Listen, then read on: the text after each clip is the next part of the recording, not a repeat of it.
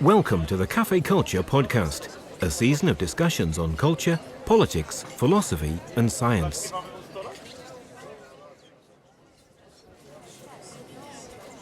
At a talk recorded on the 19th of January 2015,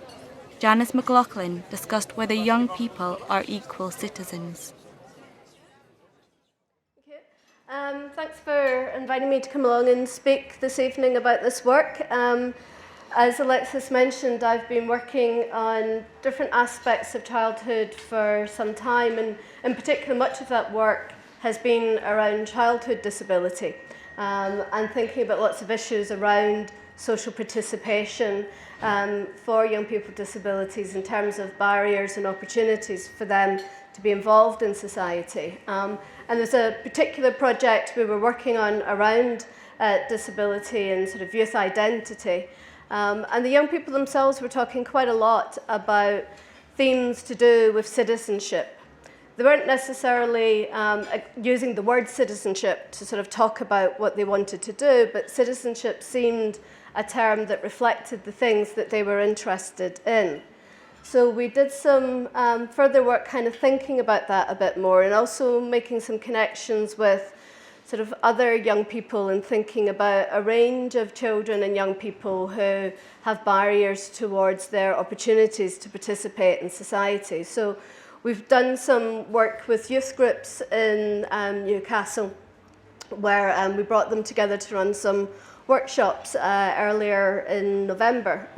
where we kind of explored some of the themes from their perspective on what sometimes makes it difficult to participate and what sometimes makes it possible to participate. So the things I'm going to talk about tonight both reflect some of the things that came through those discussions, and I'll come back to that as we work through, but also some of the debates sort of across the social sciences on the sort of theme around childhood and citizenship. And hopefully from that we can get a discussion going. And basically the overall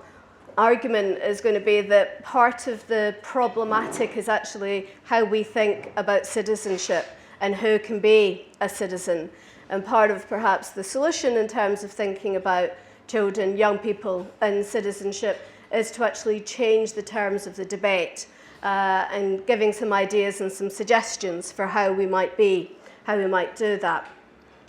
So there's been a kind of growth really in the last sort of couple of decades about sort of people arguing that young people, children, and we may, I think in the debates and discussions afterwards, get into some discussion about what we mean or what I mean or others mean by children and young people, but we'll draw that into the discussion. But there's been debates about ways in which it would be beneficial, it would be useful to think about children and young people as citizens. And that debate's kind of emerged from a variety of fronts. Firstly, it's come from sort of ideas based on research with children and young people, which has highlighted that sort of developmental models of by the time a child is 5, they can think to a certain level. By the time they're 10, they can do these other things. By the time they're 12, they start maturing a bit more. By the time they're 14, they're getting a bit sharper, a bit smarter. By the time 16, suddenly they can do a whole set of things they couldn't do before. So kind of various researchers have kind of challenged that kind of linear model of development and suggested that children develop in different ways and that life experiences may mean that some children have greater kind of abilities to understand the world around them than others, not based on their age, but based on their life experiences. One of the other arguments has been sort of children's rights campaigners who have argued that it might be useful to think of children and young people as a minority group. That in the same way we've talked about women as having particular barriers to face in society at different times, the way people have explored this in relation to ethnic minorities, in relation to sexual orientation, etc., that we might want to think about children as having a minority status in society, which means that they are excluded from certain things that they should have some kind of say in. So children's rights advocates have suggested that there's a sort of a benefit in trying to think about the ways in which children might actually have a right to be involved in certain things, and that actually part of the problem has been the ways in which we've thought about children and young people as having these certain sets of vulnerabilities and that the way in which, in social policy terms, we've tried to respond to those vulnerabilities have themselves kind of generated vulnerabilities for children by assuming that they can't have a voice, can't have an ability to make decisions about their lives. And that third aspect, third reason why kind of people have kind of talked more about children's rights for the last couple of decades has been the sort of shift towards kind of seeing children as having a right to have a say in certain things about their lives. So having a say around medical decisions about treatment,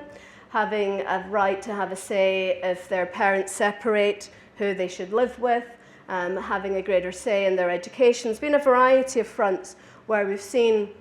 more recognition for children of having some kind of role in the decision-making process. Now, as those debates kind of happened at both an international and national level, they quite sort of quickly got kind of articulated within kind of existing ways of thinking about citizenship, and in particular sort of a language about human rights and a language about the individual and a language about the sort of notion of the right of the individual to have autonomy, to have choices about their lives. And we've seen that way of talking about children's rights in a variety of fronts. One of the sort of big examples that people often use is the UN Convention on the Rights of the Child, which was first published in 1989, ratified in the UK in 1991, not ratified by the US. And one of the things it talks about in the convention is, quote, that state parties shall assure to the child who is capable of forming his or her own views the right to express those views freely in all matters affecting the child. The views of the child must be given due weight in accordance with the age and maturity of the child.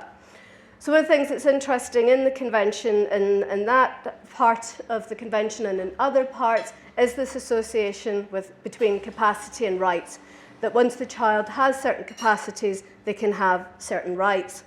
And this link between capacity and rights is articulated in quite a lot of the sort of policy and legislation that's emerged around children's rights. So, for example, the Children's Act in the UK of 1989 says courts should take into account the discernible wishes and feelings of the child concerned, considered in the light of his age and understanding. So again, kind of this link between capacity and rights. Now, I just want to kind of pause and suggest two critiques that have emerged around this focus of capacity and rights. And it's two critiques that actually go in quite different directions, but I think potentially show some of the weaknesses in thinking about this focus on individual rights and individual capacity.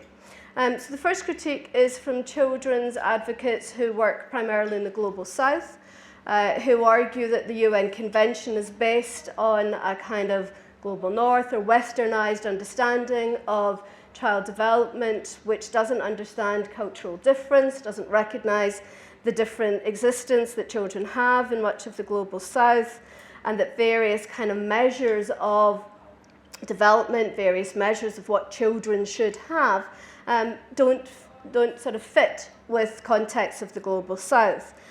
We've seen debates about that also in relation to children workers in the Global South, and I'll come back to that nearer the end, about ways in which people who are part of campaigns around children's workers' rights in the Global South have argued that sort of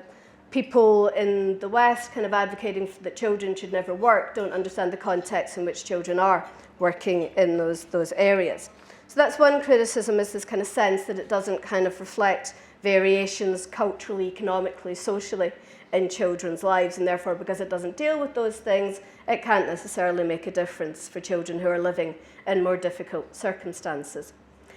The second sort of criticism, which comes from quite a different direction, is it focuses on capacity and challenges the notion that we can think about children and young people as having enough capacity to be citizens. And they challenge the wisdom of a focus on children's rights. In particular, philosophers and political theorists have been quite sort of prominent in these debates, and they argue that there's a significant risk in the ways in which children are being encouraged or almost obligated to be rights holders, to be people who are demanding and acting as citizens, and that we're kind of losing a sense of the sort of difference of childhood and the space of childhood, And it's the kind of argument that children should be free to be children, to be playful, to be focused on fun, to be focused on developing themselves and not having suddenly these obligations of citizenship thrust upon them. In a sense, it's sort of trying to protect them from the responsibilities of citizenship. And citizenship debates are as much about responsibilities as they are about rights. One of the sort of key writers who's talked about that is someone called Honora O'Neill, who, in a very interesting but quite complex sort of paper, which makes it difficult for me to understand, sort of argues about the sort of challenges she sees in trying to advocate that children should have rights. And basically she argues it's nice thought, that's a nice thing to suggest, but in reality it's not very feasible, it's not practical. So she makes a distinction between sort of positive rights, the rights that anyone should have to welfare, to education, to protection, and more fundamental rights, which she sees as rights that adults have, and that those fundamental rights are based on the ability to reason, to be rational, to be autonomous, and because children don't have those things, then the best protection for them is not to give them rights, but to have adults fulfill their fundamental obligations to children to protect them. And she argues that it's not very sensible to sort of think about children as a minority group in the same way you might think about the politics around women, ethnic minorities, etc., because there are unique dependencies that children have that those people don't. And the best way to protect young people and children is for adults to take their responsibilities forward, whereas for minority groups, what you want is those people who are in power to relinquish power and give it to those minority groups. In this instance, she says, instead it's about those people in power fulfilling their fundamental obligations to look after children. And she also argues that rights isn't a very good way of thinking about this because they don't actually protect the dependencies that children have, because what we want adults to do towards children is to kind of create a space in which they can develop, create a space in which they can grow and be nourished. And it's very hard to legislate nourish, but instead what we want to is generate a society where children are nourished, where they are free to develop and explore themselves in a nurturing, supportive environment. So she summarises her argument by saying the best way for children to get rights is to grow up, which is neat. Yeah, got something to it. And in a sense, this is a sort of articulation that we see in a variety of fronts where children are thought of as not yet citizens. And I want to suggest, as others have, that there's a danger in only understanding children as not yet citizens, as they have to wait till they grow up. And I think for disabled children and young people, there's a particular challenge in understanding citizenship in that way. First, that they may not all grow up, and second, that because of this focus on capacity, they may be presumed more than other children and young people to lack the capacity to act as citizens in any shape or form. So the first sort of criticism of this way of thinking about capacity and rights at this sort of individual level is to argue that for children, what it does is it kind of sees children as inevitably vulnerable, and that this might be sort of problematic to think about it in this way, to think of vulnerability as an innate status of children. Because, as was mentioned earlier, it doesn't really kind of allow us to look at the world around children and how that might influence the level of vulnerability they face. So, for example, in relation to disability, some people have argued on two fronts that we might think of vulnerability in a different way for disabled children and young people. On one level, their marginalisation in society, the way in which they may be excluded from society in a number of fronts, is something that increases their vulnerability. Other arguments say that because disabled and young people face particular challenges and difficulties in their lives, they're often more able to assert and understand what's happening to them and challenge the world around them because they have a set of life experiences that enables them to understand things. And certainly with the work we've done with disabled young people in a range of different projects, we see lots of examples of the ways in which they're able to very clearly articulate the problems that they face and the changes they would like to see happen to the world around them. So to just assume that they are vulnerable might risk that we miss that capacity that they actually do have.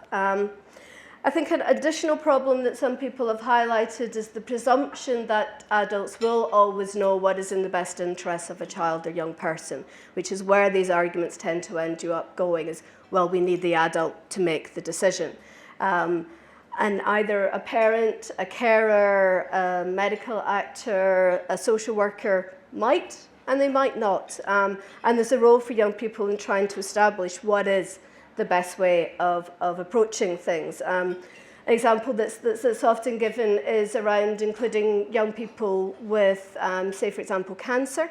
with decisions about their treatment and the withdrawal of treatment. And we've seen examples of young people, 12, 13, younger, able to articulate very coherently the reasons that they have for why they want to, for example, withdraw from treatment. And the processes involved in allowing that voice to be listened to and taken seriously are important.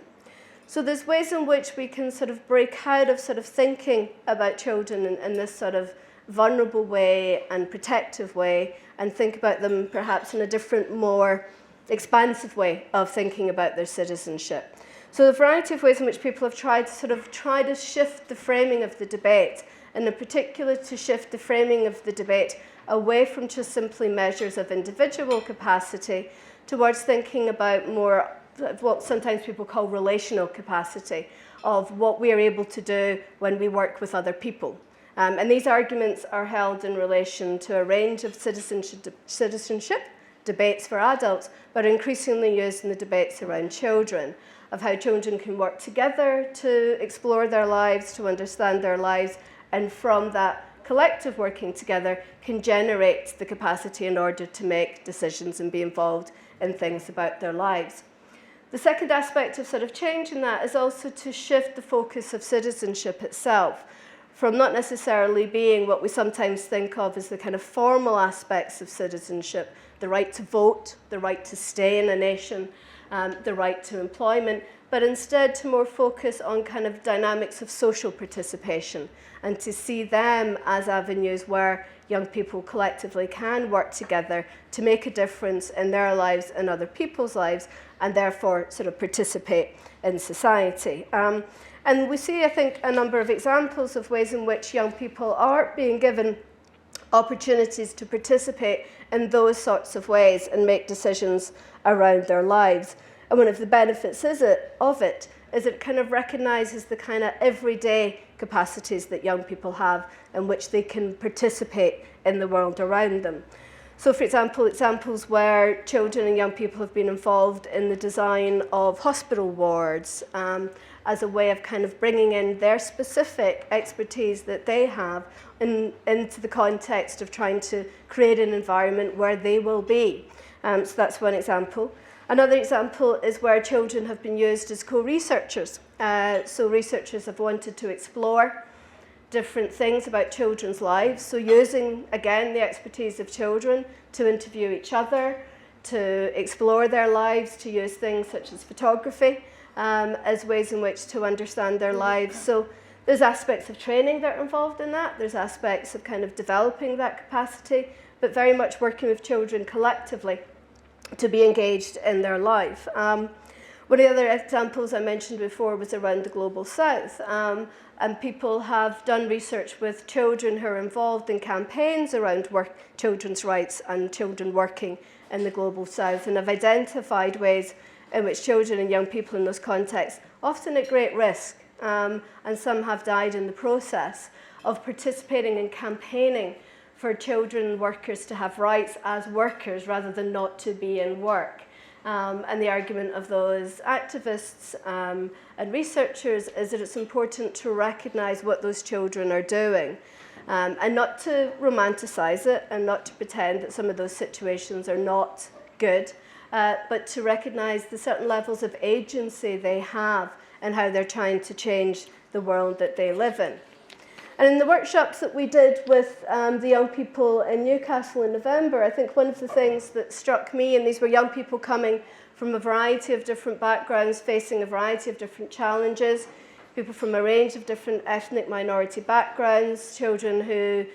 English wasn't the first language, children with a range of disabilities, was they were very aware and articulate in a variety of ways to identify the types of barriers that they faced. They recognized dynamics of stigma, they recognized dynamics of discrimination, they recognized problems around unequal resources in the world around them, increasingly so.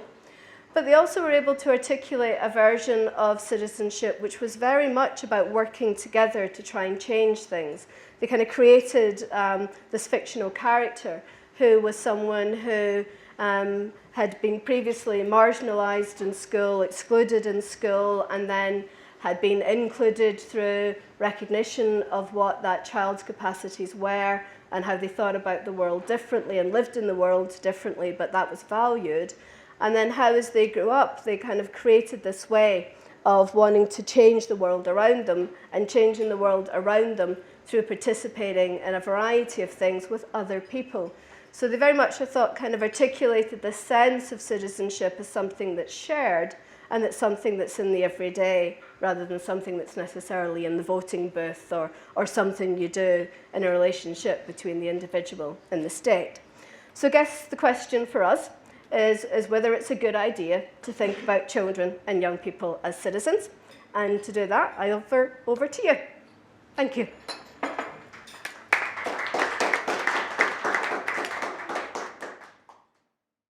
Cafe Culture North East is supported by Newcastle University, Peels and the British Science Association.